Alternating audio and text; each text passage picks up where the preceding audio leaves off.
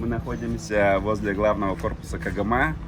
Сегодня 50 студентов, врачей, ординаторов, все, кто работали не только в клинике КГМА, но и в других клиниках по городу.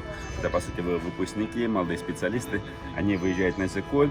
Мы вместе с КГМА и с нашими друзьями-предпринимателями Нурбек Айбашев, мы финансируем их поездку. Я хочу вам представить продюсер фильма «Кокбару» и «В поисках мамы». Вместе с Русланом Акуном они сняли такие прекрасные фильмы. Когда тоже в соцсетях увидел нашу активность, он говорит, я тоже хочу быть полезным.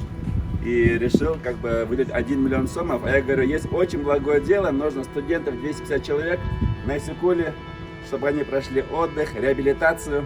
Видите, это невидимый враг. Да, получается, на фронте вы. Спасибо вам большое, низкий поклон вам. Дай Бог, чтобы у нас в стране было все хорошо и быстрее это пережили, да, чтобы. Спасибо большое всем вам.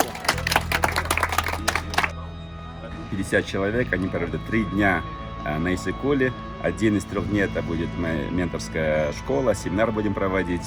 И вот так вот у нас будет 5 потоков, 4 потока. Это ребята будут с Бишкека ездить, 200 человек. И еще 50 человек мы планируем привезти на Иссык-Куль из города Ош. Поэтому спасибо всем, в первую очередь, врачам, нашим молодым специалистам, которые были в этих обсервациях. Спасибо КГМА, Индира Разбань за то, что она все это мы вместе быстренько решили, организовали. И, конечно, нашим друзьям, которые решили также финансами поучаствовать и спонсировать Нурбека Айбашеву в частности. Очень хорошее, мне кажется, дело, и ребятам это нужно. Они это служили, они наши герои, так что вот так.